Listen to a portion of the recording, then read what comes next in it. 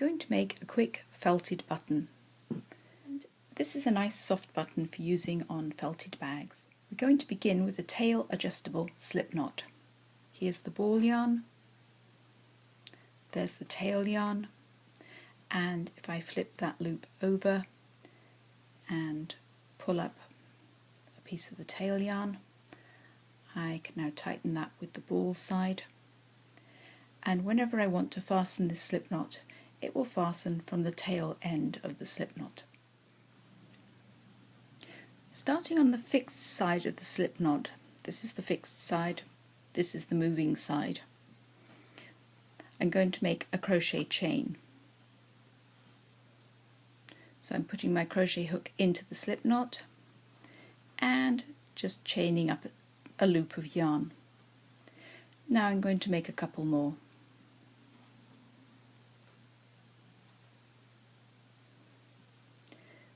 Once I've made this little projection, I'm going to start making a series of single or double crochets.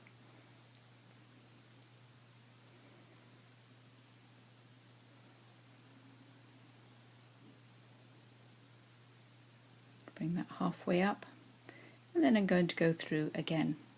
Doesn't really matter what you do, pick something you like and repeat it. After I've made that first one, I'm going to do a chain stitch, and then I'm going to do it again. So I'm going to wrap the yarn around my crochet hook into that same side of the slip knot, hook up a chain, bring that through both loops, and then one more time out through the top. I'm not sure what the correct term for that is. I'm going to make one more single crochet. Continue making these stitches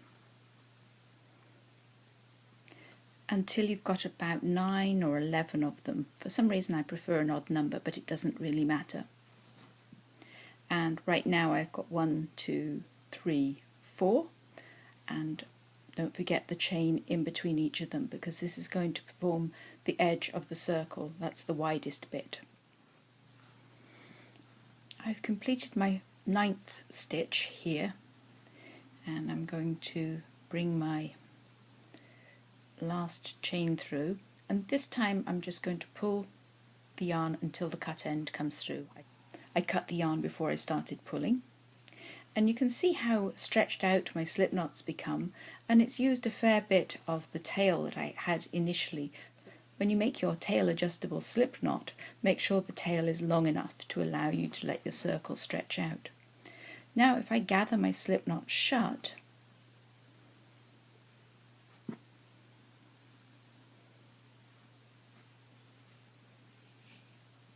just pulling on that tail yarn, magically it turns into something that looks like an ammonite. So it circles around, and now all I have to do is graft this last chain stitch at this end to the beginning one, and then I'll have a nice circle.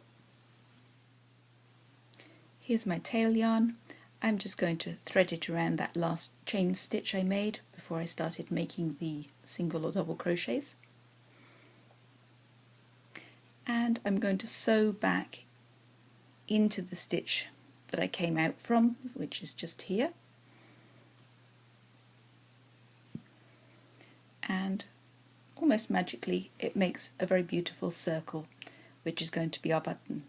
Now I'm just going to turn it over and darn my tails in on the inside so that my slip knot can't stretch out again. I'll make sure it's good and tight, and darn the tails in, but not cut them off short. I've darned my tails in so they've split the plies, and now we're ready for some felting. Now to felt our button. Felting really isn't a big deal. I've just got a small amount of water in a bowl and a drop of soap. Soap's not compulsory, but it makes it more pleasant to manipulate. And now I'm just going to rub this round and round in a circular manner in the palm of my hand. I give it a little bit of finger mushing to begin with, and then the best thing I find is to put it in the palm of your hand, put your other hand right on top, thereby concealing it, and rotating in a circular manner. Once the felting's underway, I can now cut off my yarn tails, get them out of the way, and we'll just rinse it a little bit. I think it's a bit too soapy, and a little bit more agitation. Roll it and mush it and squidge it around, and then all of a sudden you'll feel it start to harden up. For a while it'll stay quite floppy, and you've pretty much got a finished button. You can keep rubbing for a little bit longer, but then just leave it to dry and you've got a button. If you wish, you can add a second layer of stitches around the edge and make a button with a contrasting coloured edge. All sorts of variations you can make.